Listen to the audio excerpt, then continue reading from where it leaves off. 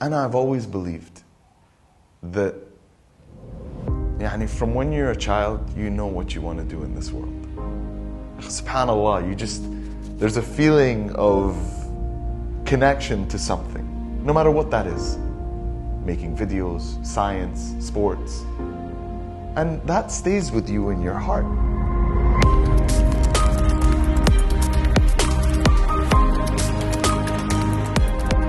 Assalamu alaikum. Today we are joined by a very special guest, Brother Khalid Al Ameri, someone we all know for his amazing videos on love, life and family. And through these videos, he has touched millions of lives across the world.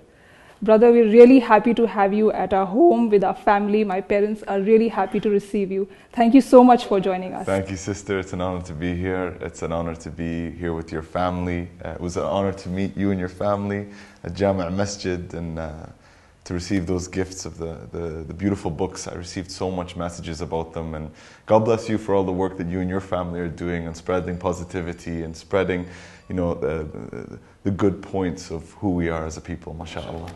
Thank you so much. For me personally, the fact that you fought for your journey, you discovered the goal that you had in life and then you put your heart and soul into it is deeply inspiring, personally very inspiring. Thank you so much. So I'll begin with the first question that I have for you. You've said that you left your full-time job and then you devoted yourself to making videos. And initially it was a period of hard work and great struggle. And when we begin any kind of work, we don't get immediate success. So I'm sure when you started making these videos, you did not have that great success. You may have not been able to make that immediate impact that you make now. So in that period of struggle and hard work, how did you keep your spirit alive and not have second thoughts about the decision that you had made? That's a great question. First, to add a bit of context, the struggle and the hardship is still till today. It's just there's different struggles and different hardships. The work ethic that we have today, that I carry, that Salama carries, that our teams carry, is we act as if every day we're starting from zero. Because when it comes to making videos, when it comes to doing entertainment, you're going to have good days, you're going to have bad days. But the foundation that should stay the same no matter what is your work ethic. No matter if it's a good day or a bad day, your work is the same. The drive and the passion that you have for the work should be the same. For me, when I look back at, leaving my work to pursue this, I think about one thing or two main things. Number one, first of all, I wasn't like to make this crazy decision to one day quit my job, khalas, bye, I'm going to do videos, this is what I want to do with my life, khalas. La, that's not how it works in the real world. No matter what, because I had Salama and I had kids. Our kids had school. We had a house payment to make. We had car payments to make. So you want me to leave a full-time job that's paying for all these things to quit to do my passion without any responsibilities to anyone else? This is my journey. Why, if I'm going to struggle, why should my family struggle because of that? That wouldn't be responsible for me as a father and a husband. All right? For people who say, yeah, I quit my job. This wasn't, I woke up and I decided, la. So I saved for 1 year. So I had 1 year worth of money to sustain me over that period. So the struggles for financial struggles, the struggles that could potentially hurt my family, I took care of those. That's the first thing. Because this is my journey. So that was number one. The second thing is, and I've always believed that from when you're a child, you know what you want to do in this world. SubhanAllah, there's a feeling of connection to something, no matter what that is. Making videos, science, sports. And that stays with you in your heart. That's what I believe.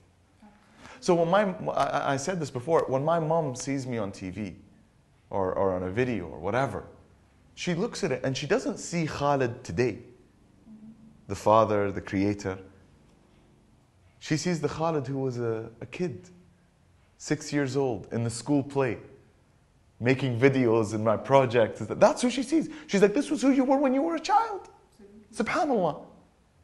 And you took a gap for 25 years where the world was telling you, Khalid, you need to do a job. Khalid, you need to study this. Khalid, you need to do that. Khalid, you need to do this. You're doing what everyone else wants except what you want. How are you going to be happy? How are you going to be happy if the most important life decisions that you're making are based on other people? You'll never be happy. You'll never be comfortable. Whether that's your work, who you marry, all these things. So for me, I always believe that we know who we want to be as growing up through our life. Even in school, you watch things and you feel gravitated towards that. That's how people become great at what they do. Whether they're a great astronaut, whether they're a great scientist, a great dancer, great politicians, whoever they are, they're great because they always felt that connection. The truly greats. To be one of the best, you have to have that passion, because when you become the best at something, you're going to go through all types of hardships. And the things that keep you going, as you said, is as the question you asked, is your passion for the work.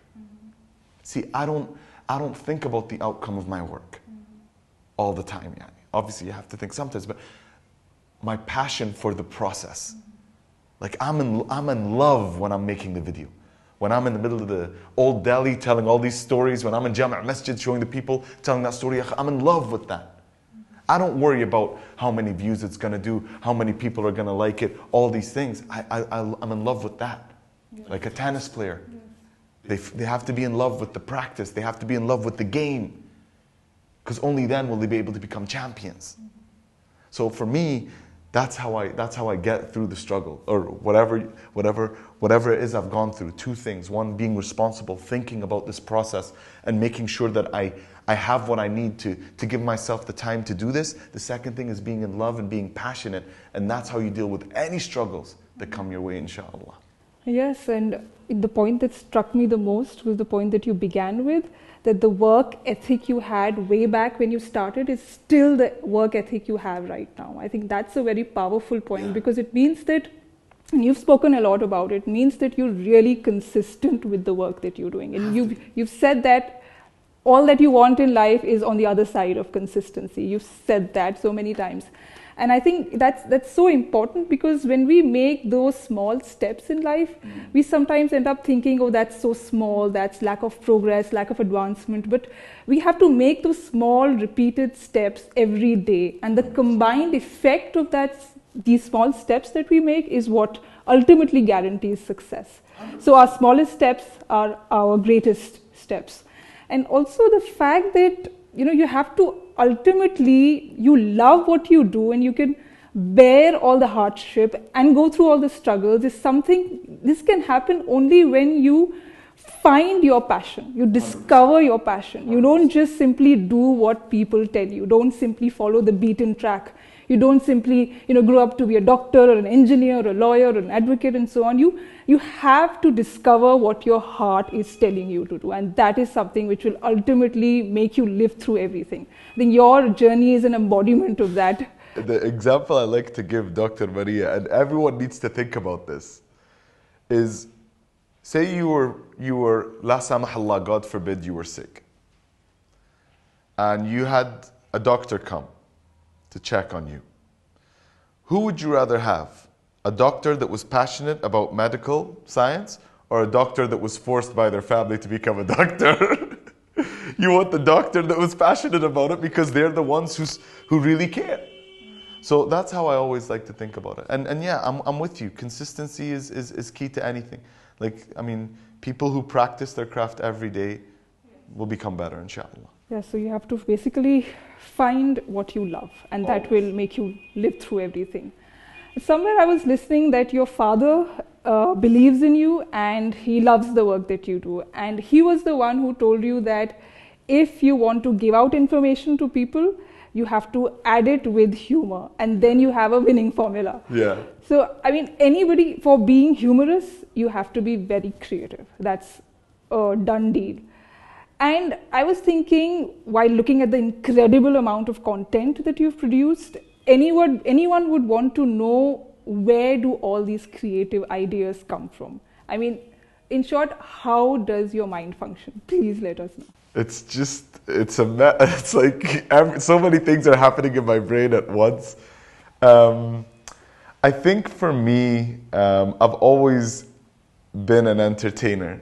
Like even as a kid, I was like the class, the class clown. That I was the person who made people laugh in class. I think when you think about, like, if I was to think about the way my mind works, I think of, like, I'm just always documenting the things that are happening in my life and in the things that I see. A lot of the content that I produce are from life experiences. So like, for example, a video that you'll see of Sanama and I, it's probably happened in our marriage, 99% of the time this happened in our marriage, where they were arguing about, where the remote control goes. So it's something that we had an argument, and I'll sit there and think this was, and like at the end you laugh about it, right?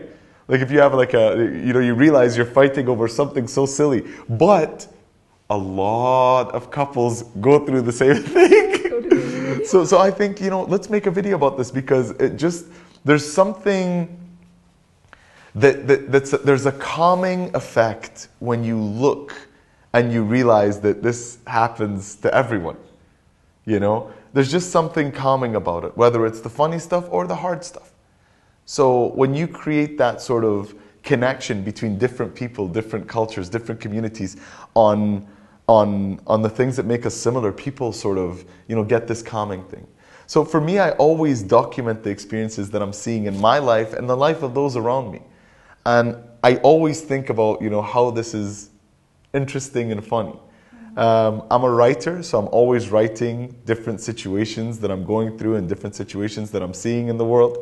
But, to describe in one sentence how my mind functions, it's just always thinking about, the good in everything, the humorous in everything, the bright side of the hardships, and thinking, how could this be a lesson or a story that we can share to either entertain or inspire people? So trying to see the lesson in everything, in every common experience that you go through, and using it to entertain people with humor. And I think that is so powerful, because I believe, as I saw your content and as I see the way you work, I believe you are able to see the extraordinary in the ordinary. Because as you said, we're fighting, husband and wife fight over remote control. I have been through that in my life, but I never would think about making a video over it. And sending across a message to couples that this is something so normal, so that they relate with it. So I think seeing things in a creative light. Yes. And I believe that really, as you talked in the beginning, your passion and your enthusiasm for the work that you do is something that can really fuel your creativity. 100%. Because ultimately what happens is that when you're creative, when you're passionate, you're thinking all the time, as you said, you're all the time documenting things, you're all the time thinking about how can I turn this event into a video, how can I turn this experience into a video. So that is something that is the driving force behind your creativity. Yeah, that's also one of the things that I'm dealing with personally, is like how to like slow the mind down, how to relax, how to step away.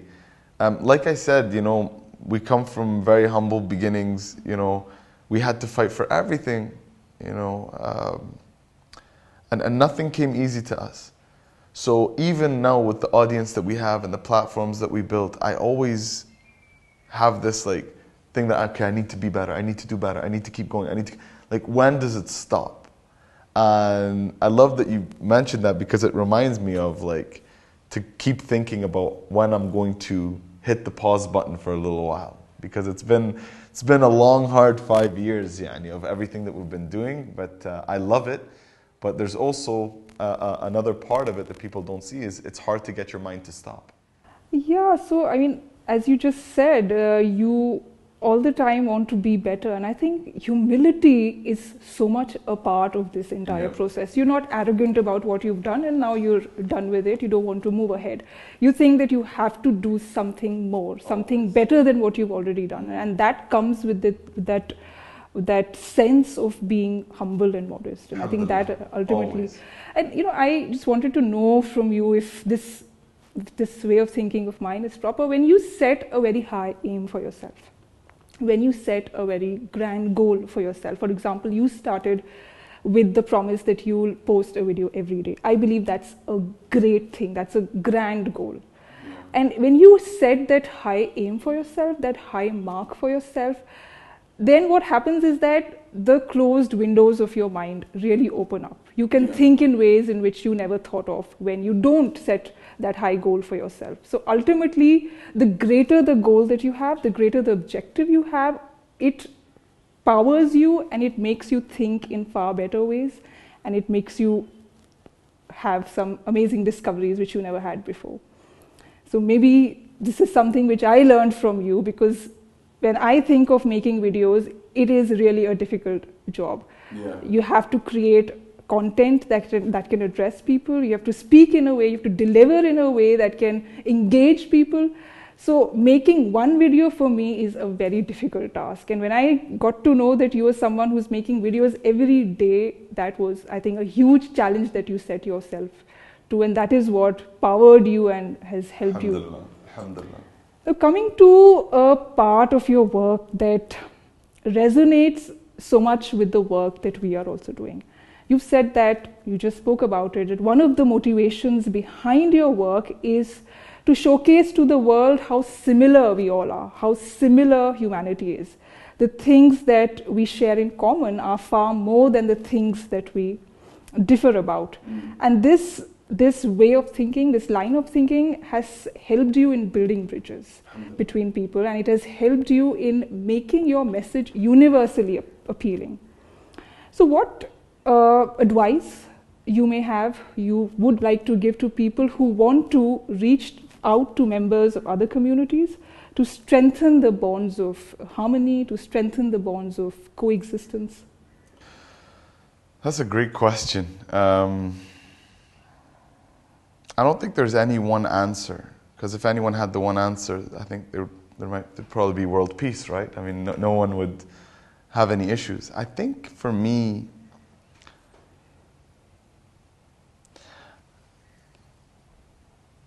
it would be to stop listening to like what others say about a group of people and to just go meet them yourself.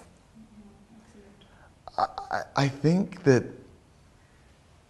the media, news, whatever, and even entertainment industry, they portray a group in a certain way.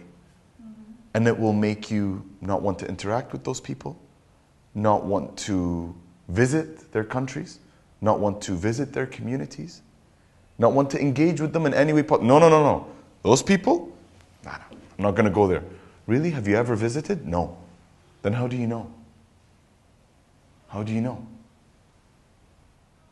People will say, okay, you might go to someone, tell them I'm going to visit this country.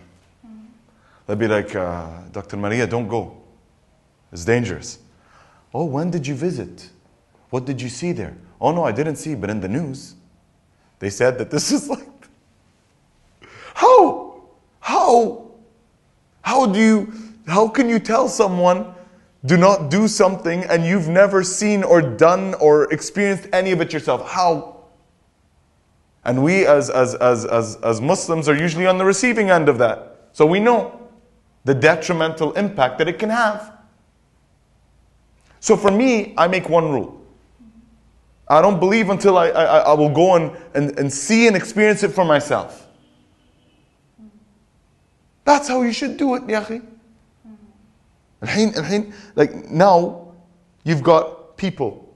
I swear to you, you've heard this negative news about them. 99% of them wake up in the morning the way you wake up in the morning. Brush their teeth the way you brush your teeth in the morning. Pray, maybe in a different way than you pray, but they pray in the morning. Go to their job. Pick up their kids from school. Come home, eat as a family. Then maybe watch some TV. Then go to sleep. Whether you're Muslim, Sikh, Christian, whatever it is. But no. For some reason, they're all different. لا. I've been to different countries and I've seen. Even when people have told me, Khalid, be careful. Be careful of what? Be careful of what? What you read? What you heard? What you watched on TV? And that TV is probably a movie. It's Hollywood. But subhanAllah, that's how you're going to think. Go.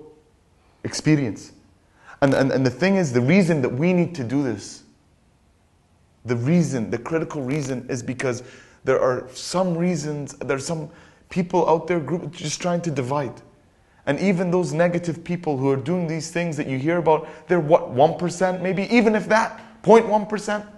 But these are making up the headline for everyone? Haram. Haram. So from now, I encourage people to just stop listening and go and see from the people themselves. Go learn from the people themselves. Go experience in their home, with their families. See their kids in school. See how they come together. See their communities. That's how you learn. Because khalas, people are tired, Dr. Ameri. People are tired. How much negativity needs to come out? How much division needs to come? People are exhausted, khalas. So the more that I like to think that the more that I do these stories, the more that people say, maybe I want to learn. Maybe I want to go see. And this is not someone from another country. Maybe they were in a different community and heard negative things about you. They'd be like, well, I didn't know. I'm going to go there tomorrow. So for me, I do it not to share a story. Sharing a story is one part. The goal for me, the win for me, the part where I can say when I leave this earth, inshallah, that people will have become closer together because of the videos that we made. That's such a powerful and a very moving statement. You're not doing it just to share stories. You're doing it so that when you leave the planet Earth, you can leave it as a better place. Ya Rabbi, and inshallah. The best principle that you follow is that don't just believe in what you see, don't believe in what you hear, don't believe in what people believe. Go out there and experience what people are going through, and that will help you in really changing your perception, changing your understanding about people. But it is so true. I was very recently reading this book by Hans Rosling. He's written a book called Factfulness, and he says that what we people often do is that we live in biases, we live in prejudices, and we are so convinced about those biases and prejudices that when we are told facts by somebody, we're not ready to believe. We believe that our biases are more true. So you have to actually go out, see what people are doing, go on the ground, go on the field, experience it, and that will really help in breaking down the layers of prejudice that you have built around yourself. Like it doesn't even have to be as harsh as prejudice. It just has to be a frame of thinking about these people that you believe they're so much more different than you, when really they're not. Yeah, and my biggest example, for me, at least as an experience, was like, for example, I went to Amritsar. I went to, which is the land for the Sikhs, right? I went to Nepal. It's like, big Buddhist community there. If you were to take their religious beliefs out of it, we're all the same.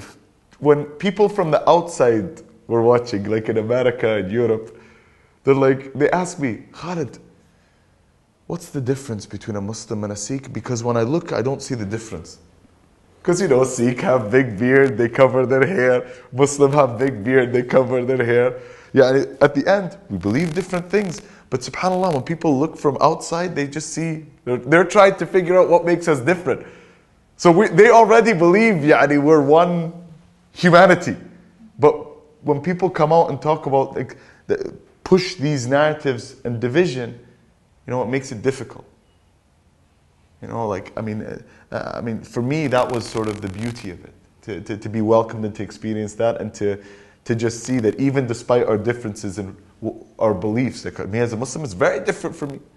When I go to a land like Nepal, it's very different from me.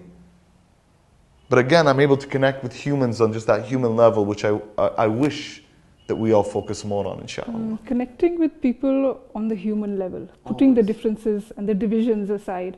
This reminds me so much of the work that my grandfather, Maulana Wahiduddin Khan, did throughout his life. He worked for and he spoke for peace throughout his life. And one of the things he has famously said is that peaceful coexistence is the only way of existence in this world. There is no other way that we have in the society that we have become. And he inspired us, all of us, to enter into a dialogue with people of other faiths. And this dialogue is not just talking about religion. Dialogue also means, as you said, meeting people, going out and experiencing their life, seeing that there's as much human beings as we are.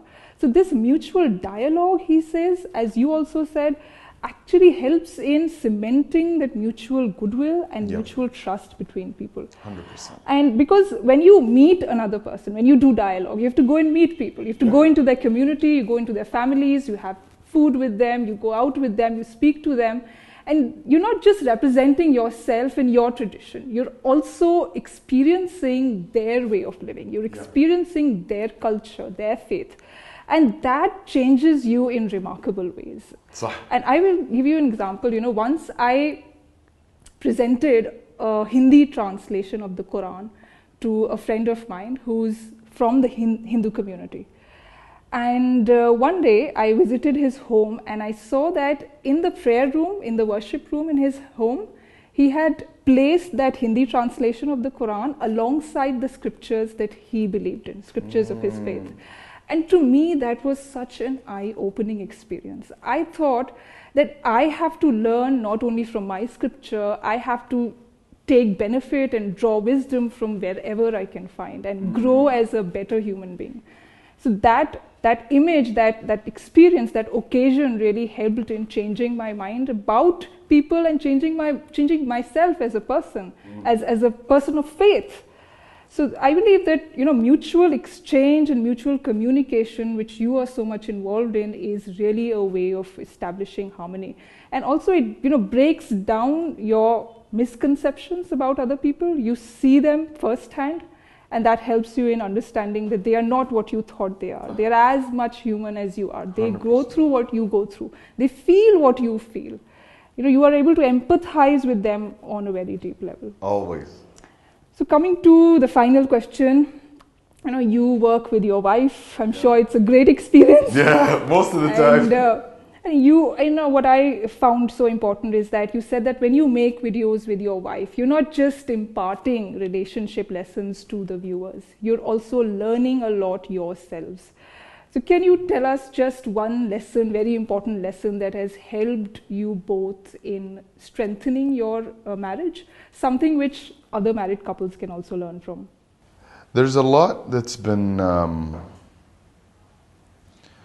there's a lot that's done and said about the role of a wife and a role of a husband in a marriage. And I think if you were to just ignore that completely and find your own balance as a married couple, 99% of the problems go out. Because I felt like a lot of damage happens in a marriage when external people get involved. I feel that most damage comes when you let external influences impact a relationship that's two people. Like, I'm sorry, what does this neighbor that I never see who said something about us, like, what's their business? But that's one thing, finding your own balance in your marriage. And doing what you both feel is right for each other. Not what auntie said, not what, granny said, God bless them, we love them, but it's me and Salama who are married, not auntie. It's Salama and I who have to live together. It's Salama and I who have to wake up beside each other. It's Salama and I who eat together. It's Salama and I who raise our kids together. It's Salama and I who go to sleep together. It's Salama and I who are trying to build our home and do all these things. Auntie did nothing. Well, what did they do? Auntie did nothing. صح ولا لا? What did they do? What did they do? Did you pay my bill? When you pay my bill, then maybe I'll listen to you. Right? Is that making you uncomfortable? Yeah, making a lot of sense. Yeah. So for me, it's taking away all these voices. That's number one. It's so important. Taking away all those voices and just listening to each other and doing what feels right for you both without any external opinion. Okay, you don't like it? Good. Have a nice day. Wish you all the best, inshaAllah. That's one. Two, and this is very critical. If I knew this marriage advice at the beginning of my marriage, Saram and I wouldn't have reached the point of divorce twice in our life. Because that's what happened. Learn to laugh with each other and at each other. The reason I say this is because 99% of the relationships Saram and I have is just laughing. Laughing about this, laughing about that, laughing about my face in the morning. Oh, it's laughing about like a sandwich I made that didn't taste good. Laughing about something the kids did. Laughing about this. It's just laughing. Just enjoying. We're serious when it comes to things like our kids and making sure they're okay and they're happy and they're good in school. So that's the serious part of our marriage. Everything else is just laughing. What's there to be serious about? Tell me. What's there to be so serious about in a marriage every day? What? Nothing. Can anyone name me one thing? Just to be serious about. In just your relationship with your husband and your wife. What's to be serious about? Nothing. Do you have to be serious about breakfast? Come, Sarama, we need to look at this, Yahi. The keema wasn't good, and what are we going to do? You just sit and just enjoy breakfast, Yahi. Let's go out for today. Oh, no, wait, we have to analyze. Go out. So for me, it's about enjoying it, Yahi, finding ways to laugh together, finding ways to laugh with each other. For me, Sarama and I, we're best friends. For me, Sarama and I, we're best friends. Whenever I do something, I want to do it with her. Why? Because I know I'm going to have fun with her. I know it's going to be laughter. It's going to be funny. I know that. A marriage is not serious. A marriage is not waking up, husband, what will you do today? I'm going to go to work. I will be back home at 6 p.m. I will be here at 6 p.m. waiting for you. I will then go to work because I have my job in the evening. You have your job in the day. Come on, man. This is your life partner. It's supposed to be fun. It's supposed to be joyful. Laugh with each other, at each other. Don't listen to other people. Let auntie have her opinions. It's no problem. Doesn't matter. So, the first relationship advice that you said, finding your own balance and not looking at other people. And I think that really means trying to discover your partner for what they are. Yes. Rather than, letting other people's opinions influence your opinion about your partner. It's disaster. Having your own mind understand what your partner is, what you have to do with your partner, how you have to live with your partner, how you have to laugh with your partner. I think that is so important. And also the fact that you said, laughing with each other and laughing at each other. I think that is very important because many a times what happens is that some things happen in marriage and, we very little trivial things and we make them serious issues and that we escalate the matter into a quarrel, into a fight, into something very bitter. But if we just begin by laughing, we just begin by, not being so serious about it, that can really help in resolving the matter right at the beginning. Because Dr. Maria, that fight over the remote control can become something where you bring up things from 2 years ago. Oh my God, it was a remote. It was the channel, and now we're arguing about something. You always do that. You always do that with me. So yeah, exactly. Remember 2 years ago when we were on holiday and we're in the hotel. Khalas, turn the TV off. Turn the TV off, man. So for me, it is so important, man. Yeah. So laughing to really save your relationship. It'll save everything, man. And I've never, sorry, I don't want to interrupt, but I just want to say, like, think about this. How many times have you ever heard in a marriage about someone else telling them what to do and they're happy? Think about that. Maybe there's one example, two examples, maybe there's some examples where it's like a miracle. But I think 99% of the time when a couple just listens to everything, I've never heard an example where, wallah, you know, uncle told us everything to do and we follow uncle and we're so happy together. Only because of uncle. Only because of, you know, my grandfather or whatever, you know, that's why we're happy. I'm not happy because we love each other, we're happy because of uncle.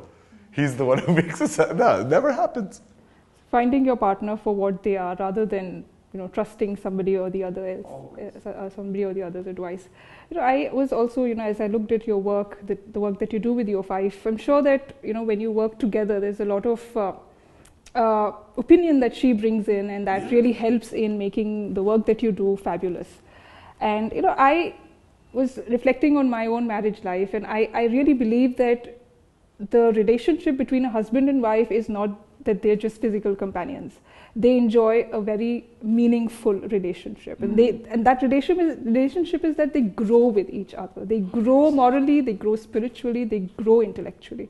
You know, I need to grow in life. I need to expand my potential, my understanding of life, and I can't do it alone.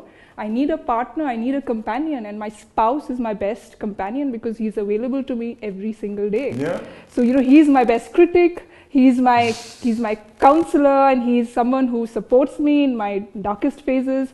And, you know, your spouse is someone who helps you looking at things in different ways. Yes. And bringing out the best in you. So that, I think, is something which your spouse really helps in doing, and that increases the bond of your relationship. 100%. You know, you're dependent on your spouse. Without your spouse, you feel that you're incomplete. You need your spouse to complete you, to make you a whole.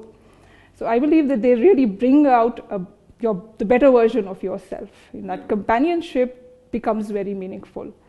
So thank you so much, Brother Khalid, for all your valuable insights, your experiences, and most importantly, the glimpses that you offer us from your life. You know, they really resonate with us. They touch us at a very deep level. So thank you so much for all the work that you're doing. You're spreading peace, love, compassion, and harmony. Thank you so much. Thank you to you. Jazakallah khair. Thank you so much. Shukran.